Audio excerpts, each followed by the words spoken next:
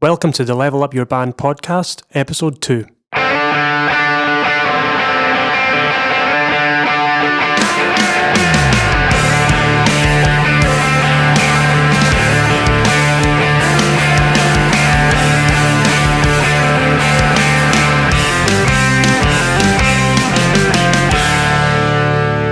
Hello, this is Gavin Patterson, and I'm here with my co-host, Julian Pombo. Hello. How are you today? I'm okay. I'm pretty good.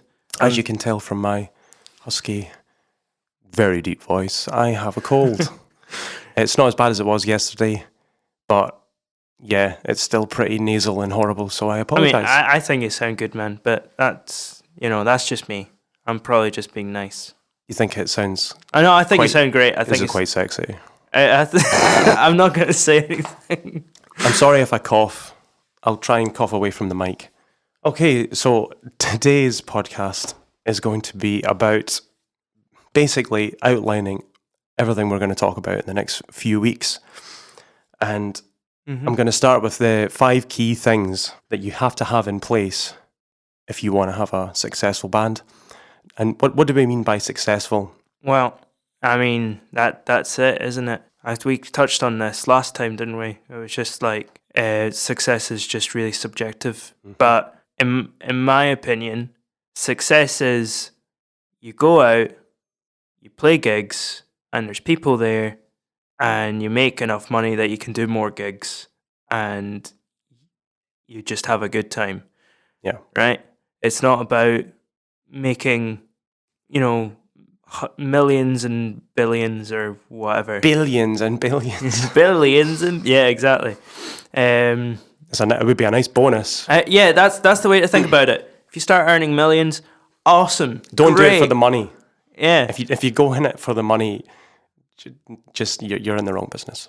Yeah. Just go retrain, become a lawyer or something. That's how you end up making money. But you can make money doing it if it's not an impossibility. No. But success as a band, it could mean that you can keep doing this while having a part-time job, for example. Yeah. And gigging on the weekends or whatever, or rehearsing with your band, or doing it full-time and going on tour and... Yeah, like touring the UK, touring Europe, maybe even touring like other parts of the world as well. Yep. And I don't think people realize that you can kind of do all that. You can start touring and going places without, you don't need to have like booking a booking agent and a manager and all this stuff. Maybe at a certain level that'll help, but you need is a phone. Yep. An internet. Phone and an internet. Yeah. You need an internet. Okay, so we're going to talk about 5 key things to have in place. The thing with this is you have to have them done and down in a specific order. So step 1, I've got written down here, and if you feel like you want to change any of these, feel free. No, I mean, I'd looked at it before, and I agree with it, Okay. So step 1 is the conception of your song. So writing your first song. Before you do anything, you have to have songs, obviously. And there's an entire process of how to write a good song. And again, the subjectivity of good. Yeah, it totally depends. I think I'm not a songwriter, so it's more in your field. But a good song, I would say, is something that, first of all, you like. Yep. Something that you can like enjoy and relate to. Yeah. Because if you don't enjoy it and you can't relate to it and you can't, it's not going to. No one else is going to like it. It's not going to sound good. So that's step 1 is actually coming up with your first, composition, your song. Step 2 is regular rehearsal. Now, depending if you're a solo artist, then that just simply means like that's in your ballpark. You can, running through the songs. If you're like acoustic guitar player and vocalist and you play open mic stuff, just literally just set up a camera in your room. Yeah. Stand up. Get all dressed up as if you were for a gig, and film yourself, record yourself playing your songs over and over and over, and look back at the video and, critique yourself and before you go and perform it. I mean, do this if you're in a band as well. It's so helpful. So you have no idea how many bands there are out there that, like the music is great and they record some really amazing stuff, and then you're really excited and you go and you see them live and you just go, oh, okay, cool. Not what I was expecting. It's just like it's this incredible music with like the most boring show ever. So we'll be talking about all that kind of stuff too. Stage presence. Showmanship.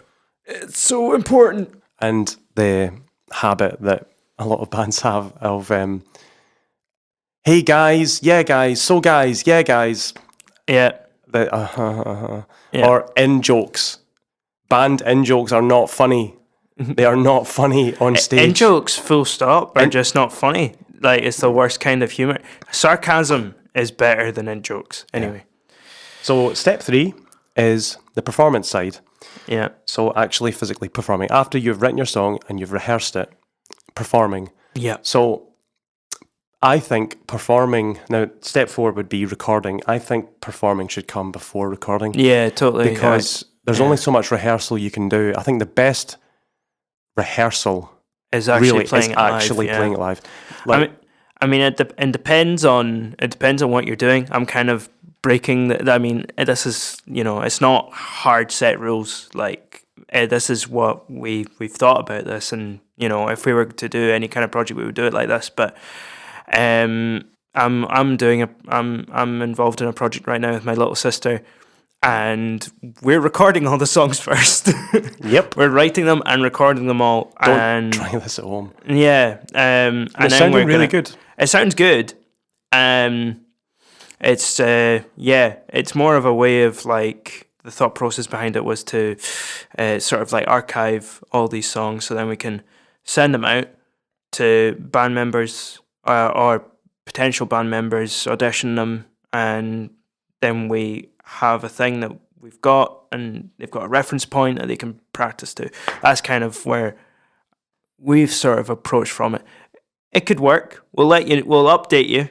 Well, it's kind of, you kind of have done it right, because it's mostly electronic, kind of synthy stuff with, electronic drums and stuff. Yeah. You can't really rehearse that. No, but you have rehearsed the songs as such. Oh, that's true. Actually, we have rehearsed them. We haven't performed them before. No, but like I said, I think those two can be flexible, because sometimes you might want to record stuff before you go out and perform if you want to have merch, which is one of the other points we'll be talking about later. Yeah, it depends on the style of music as well. It totally depends on the style of music. Yeah. So, step 4, recording. And I've put /video. So you record your song. So you've performed it maybe 3-4 times or whatever in some venue. Imagine you're a band. You've written your song. You've performed it, and what often happens is you're in your third gig performing this song, and someone says, "Do you think the bridge needs to be that long?" Or is that second verse, is that really necessary? And things change. You need to give it time to change. This happens to mature. This happens in my own projects for sure. Oh yeah, it happens. When we went on tour last year, and happens in Eriska all the time. We were changing things midway through the tour, and for the better. Yeah. So and actually touring the songs and then coming back to record them, it's so much tighter if you gig them. Yep. And the video I would say comes after. Yeah, video is or at the same time. Yeah, video is you really need to, if you can do it all yourself. Hey, this is going to be this is where my field of expertise is probably strongest in recording, as I am a recording engineer. Yep.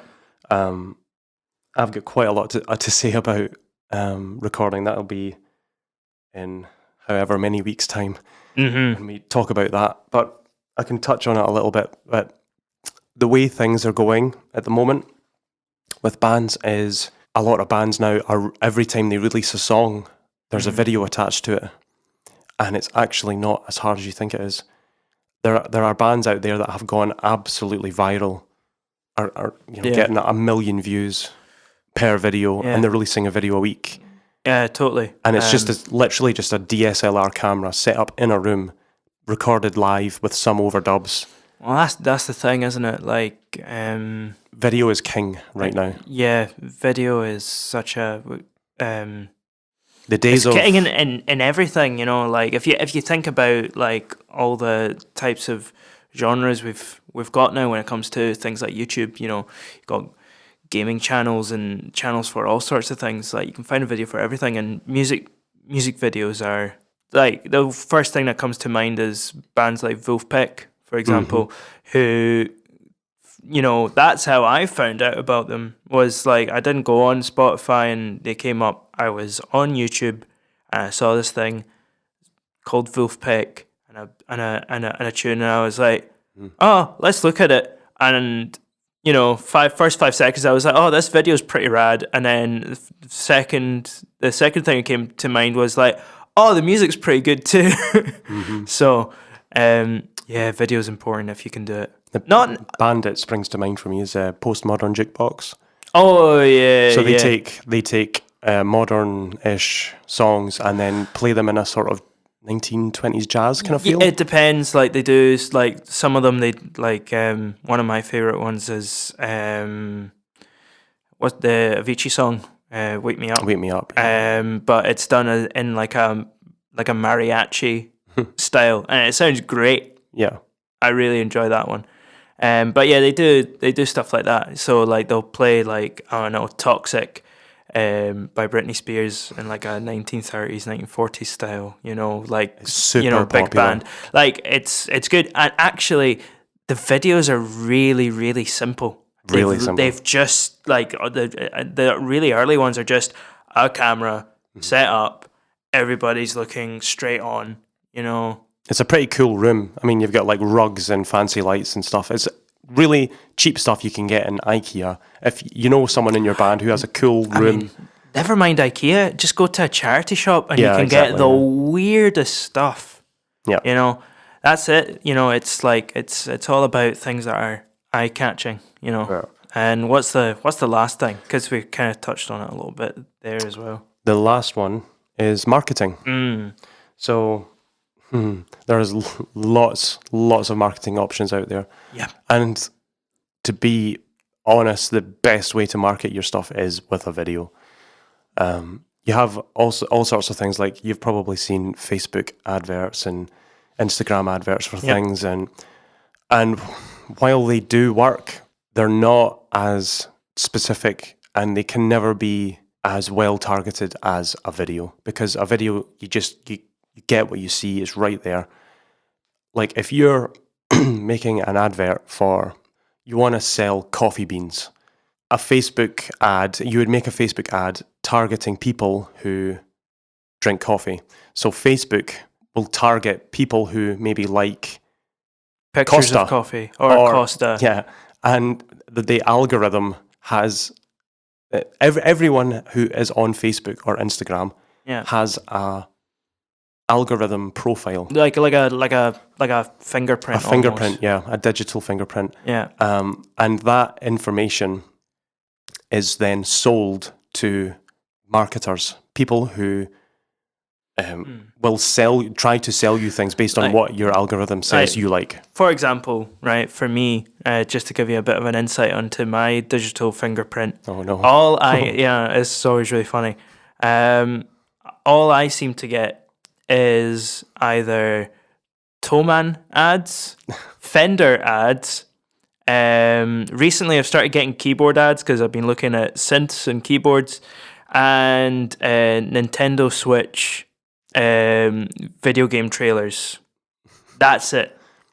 That's the entirety of like all the ads that I get.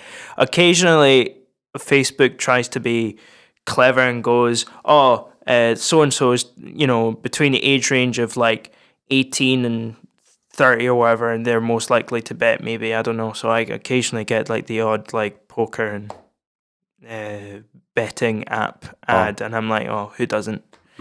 Everybody does that. So there are two types of advertising when it comes to like Facebook or whatever. It's cold outreach and warm outreach. Aye. So if it's warm, it means that the person you are advertising to is already interested. And that, what that is if someone has liked your page, your band page, and you're advertising to them, they are warm because they've already liked your page. They already know what it is, so it's much easier to market to that audience. But a cold outreach is a complete randomer who knows nothing about you, and it's much more expensive to advertise to them. I suppose would advertising to somebody like, for example, let's use our band Eriska, and let's say this person likes another folk band like Doska or something like that, or Trip or whatever. Would that still count as warm? Slightly warm, but it's still lukewarm. It's still cold. It's still cold because they might not have heard of it. Yeah. So either that, or they really don't like us, and they're just like, "Oh my god, I wish I'd stopped getting ads." Yeah. Basically. So there's also the best way of marketing music, I would say, is releasing video content, and you do that for free because you don't. It doesn't cost anything to upload a YouTube video. So uploading even Facebook videos like, oh, we're rehearsing today. Yeah. Here's a video of us rehearsing, little funny clips and stuff. That's the best way of marketing because it's genuine. It's there. You can actually see the band. You can get to know them. A Facebook ad is never going to be as powerful as regular video content. Yeah. Even if it's a weekly post, twice weekly, the more the better. Because the Facebook algorithm will favor users that post more often. Same goes for YouTube. Same goes for Instagram. Cool. It used to be Instagram before it was bought over by Facebook. Some people might remember, it was only maybe 2 or 3 years ago.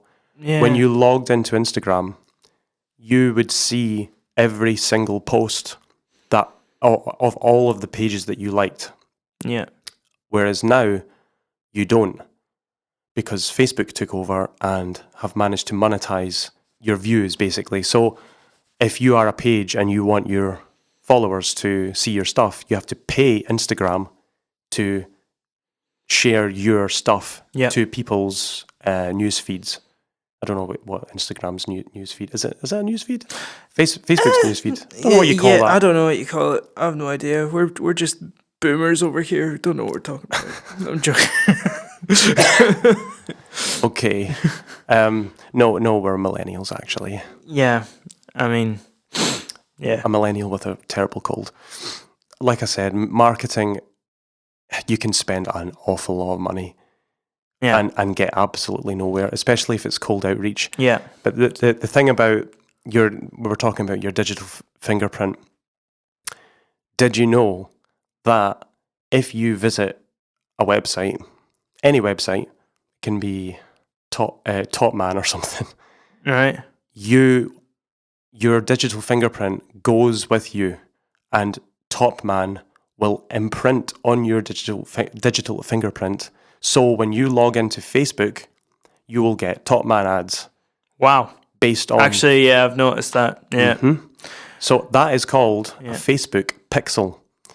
And every band website should have one.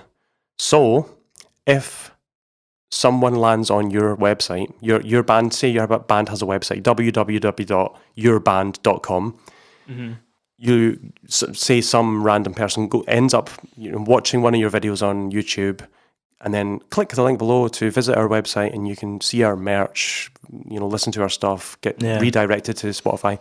They will be tagged. Their digital fingerprint will be tagged by your installed Facebook pixel on your website, so that when they log into Instagram or Facebook, and if you're running targeted ads on Facebook or Instagram, your ads will be shoved in the faces of the people who have already been on your website. And that is warm targeting. Yeah. Because they've already seen your stuff and they're more likely to click through back to your website and maybe buy a t-shirt or a CD or whatever. Yeah.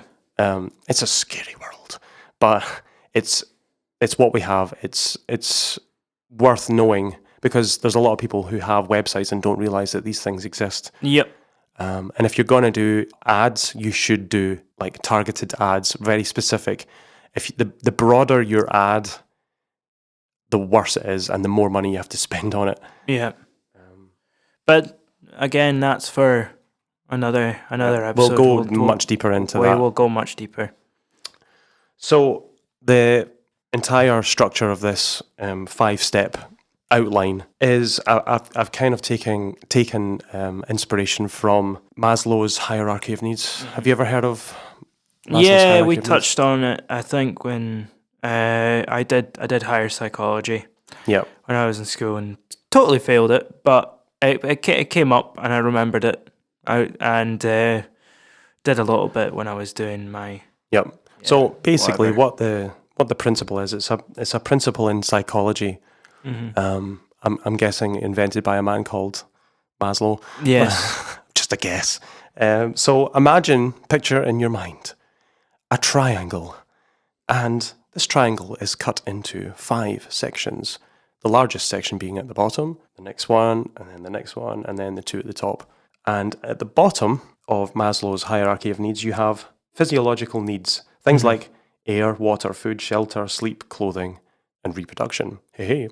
Mm-hmm. So what this is that's step 1. You have to get those things down first. This is with regards to living as a successful human being. Yes. Next in the triangle is safety needs. So personal security, employment, resources, health, property. Now, that's the next step. Yeah. You have to get these down in order or everything just falls apart. Next in the triangle is love and belonging, friendship, intimacy, family, sense of connection. Then esteem. So that's quite late. Mm-hmm. That's respect, self-esteem, status, recognition, strength, freedom, self-actualization. Yeah. The desire to become the most that one can be. And I would apply this to the structure of a band as well, because if you muck up the order of, from writing songs to regular rehearsal, performing, recording, then marketing. Yeah. If you market something, say you've written a song, you haven't really rehearsed it, you've kind of roughly recorded it, it's not very good. It's not been good ideas have not been selected properly. Yeah. It's just maybe not a very relatable song, and you start marketing it, it's just not going to do well. I've actually got a kind of anecdote for this. So it's totally made up, but so there's this dog food company. Right.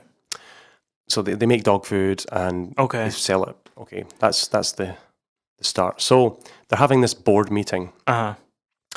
And the CEO is like, we need to sell more dog food. So I'm gonna spend like so much money on marketing. I'm gonna get the best marketers in the world, and we're gonna put it on every shelf of every shop, everywhere, and we're gonna do so good. Okay, so they go away and they come back. It's not working. But I can't understand. It's not working. But we need more money. Put more money. We need to fire everyone who the brand, the logo on the carton was wrong. Like, we need to totally rebrand, re-advertise, like every TV ad, every Facebook ad, everything. Like, let's put everything into this. Still, sales are not going up. Sales are going down. Sales are going down. So this goes on for like 6 months. And then during one of their board meetings, there's a young intern up the back, just come out of college or whatever.